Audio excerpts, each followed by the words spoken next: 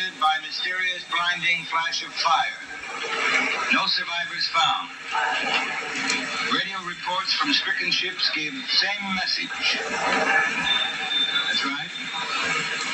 Terrible sea of fire engulfs all. Staggering death toll forces all shipping schedules be canceled. Will remain Tokyo unless word from you. Sign it, Steve Martin. Wait, are you sure I shouldn't sign it Martin Short? What's wrong now?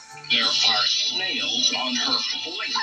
I don't want to hear about it. It's just an odd coincidence that Raymond Burr's character shares the name with a famous contemporary comedian. And speaking of names, the name Godzilla is actually Gojira, a combination of the Japanese names for gorilla and whale, since the original concept for the monster was a gorilla-whale hybrid monster.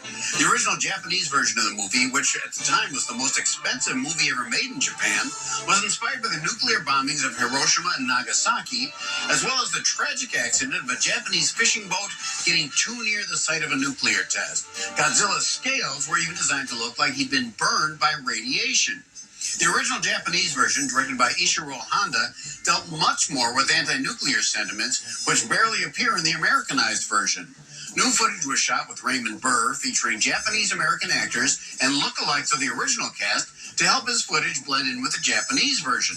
Burr's voiceovers also kept redubbing the original voices to a minimum, though some state that Raymond Burr, who was still a year away from becoming Perry Mason on TV, shot all his scenes in one day. That isn't true. He shot his parts in just under a week. You can't handle the truth. Probably couldn't handle the overtime. Two things I want to mention, since the original Japanese film was using Godzilla as a kind of metaphor for real-life nuclear destruction, you'll see that this movie is actually much more serious and somber than the later Godzilla movies that have more comedy and had Godzilla using pro wrestling moves. And secondly, it does take a while before we actually see Godzilla in this movie, so please be patient. If you say so. Yeah.